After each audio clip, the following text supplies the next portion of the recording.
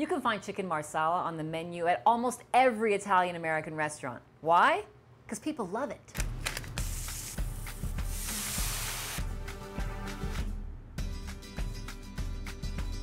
Chicken marsala is really not that complicated. It's simply a chicken and pan sauce dinner that you can make on any busy weeknight because it's quick, quick, quick. First thing we have to do is prepare our chicken. Now I'm going to fillet the chicken breasts instead of just pounding them. If I was to try to pound a chicken breast flat enough for chicken marsala, I'd have to put a lot of elbow work into it. Here's a shortcut. Take a nice sharp long knife and put your chicken breast down on the countertop. I'm going to hold it down with my hand and slice parallel to the cutting board, making 2 thinner chicken breasts or chicken cutlets. Doing this with 2 large chicken breasts will give you enough chicken to feed 2 to 4 people. Now I'm going to wash my hands. Now I'm still going to pound these chicken breasts a little bit to make sure that they're even, but I have half as much work to do. Once I've pounded them down so that they're evenly thick, it's time to dredge them, but we can start preheating our pan now because I want that pan to be super hot when I add the chicken. First thing, season it with salt and pepper.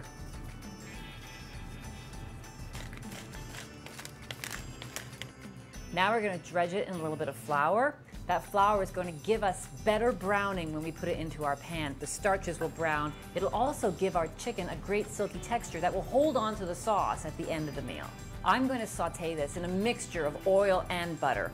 Butter because I want that great flavor, and oil because that will give me a higher smoke point so I can cook at a higher heat. I'm going to add my oil first, then I'm going to add my butter.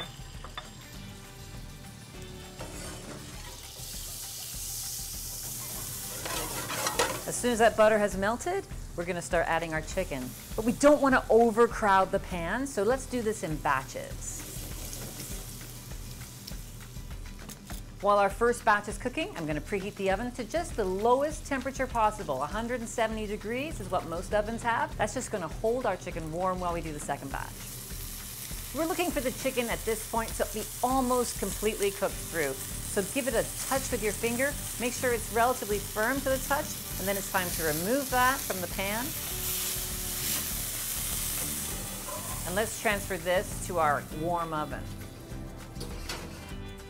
Now, back to our pan.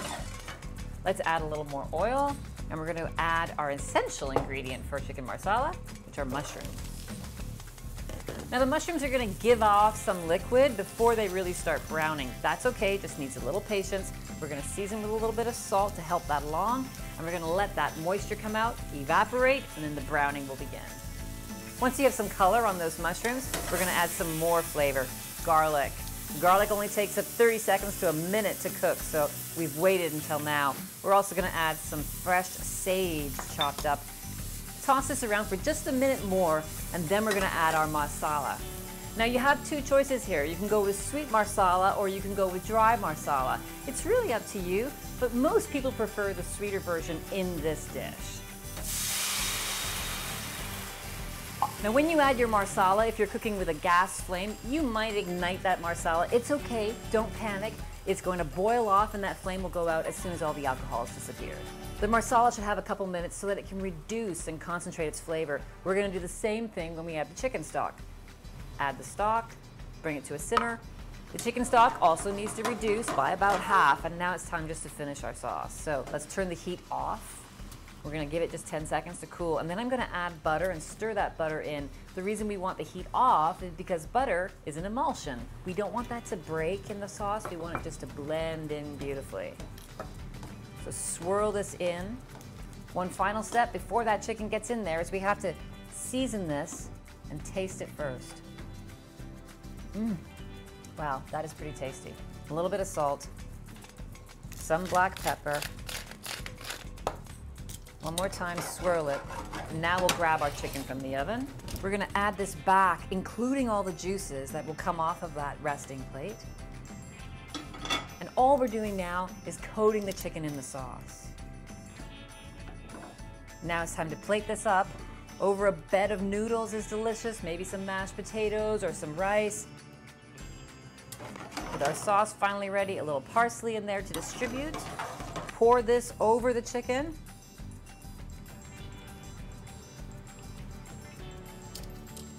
Make sure every last drop gets over the chicken. A final little flourish of parsley. Call the family to the table.